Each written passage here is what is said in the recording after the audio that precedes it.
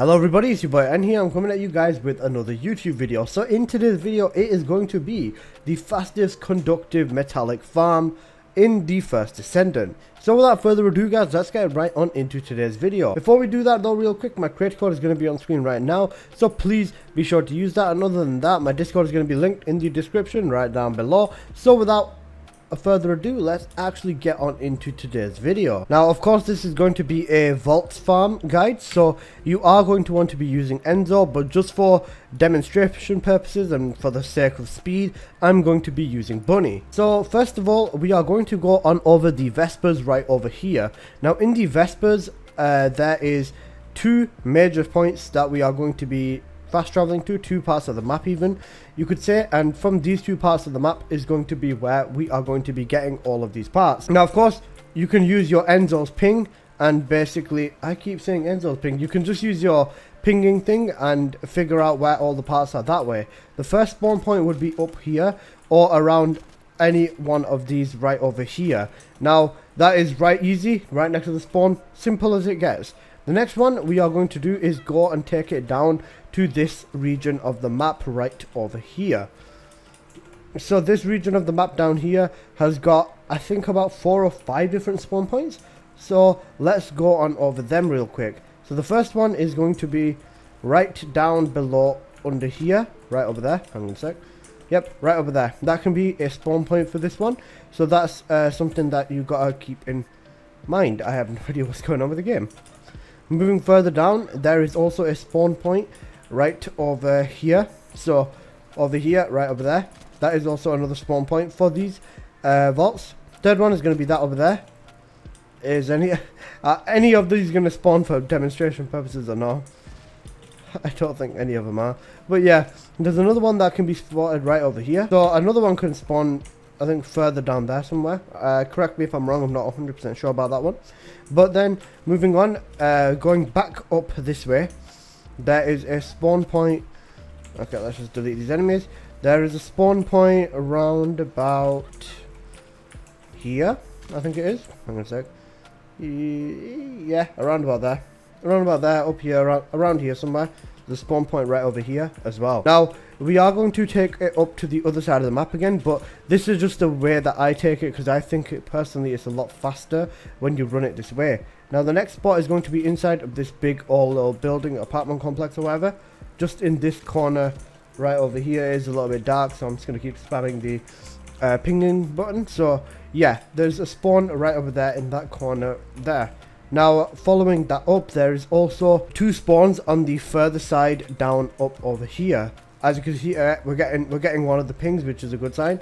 So the first spot is up over on this ceiling right over there. So ceiling, roof, whatever you want to call it. The spot up here, is this where the quad is? Nope, it's not. Okay, so that means we got it in the last spot, which is just literally following it around and where's it gone? Am I blind? Oh, sorry, no, it's up there. Just over here. Yeah. There you go. And we got 1 precision code breaker out of that entire run, so that was definitely not optimal. But that is the path that you're going to want to take in this aspect of the Vespers. Okay, so on to the second part of the video. So this is going to be the Timberfall area in the Vespers as well. So these 2 zones are going to be the ones that you want to basically keep rotating between. So that is essentially going to be the fastest way to actually get this done. Now from here, it's going to be nice and easy. So again, you're just going to want to run this way towards this thing. Now up there on the top, there is a spawn point right over there. Now having long distance maneuvering would allow you to basically go all the way to the top in one simple swing, but I do not have long distance on this config. Yep, there's a spawn that can be right up over here. I believe there can be one on the inside as well, but correct me if I'm wrong about that one.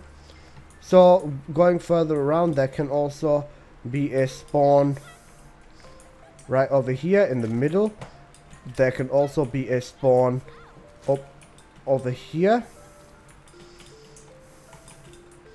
right over there, or maybe on the top. Sometimes it can depend.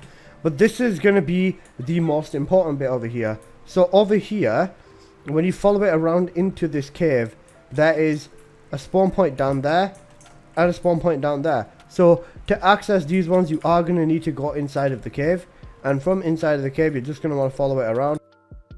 So over here, there can be several spawn points. There can be 2 spawn points over here, so one over there in the water and one standing up there. And then there can also be a spawn point if you follow it around from this side. There can be a spawn point up there, I believe, or if you need to follow it a little bit further. If you need to follow it and don't miss jumping into the waterfall, there is a spawn right over here as well. So that is basically the 2 routes that I take with using Enzo, and basically single-handedly solo the entire farm. Now if I do have or if I do bring other players into this, what you can do is essentially, you know, take turns opening the vaults. You know, the best thing to do, so everyone uses a few of the breakers and it's fair on everyone. So I'm just going to cut to a little bit of gameplay on screen right now of just, you know, the breakers and the vaults actually spawning in said places that they are meant to be in.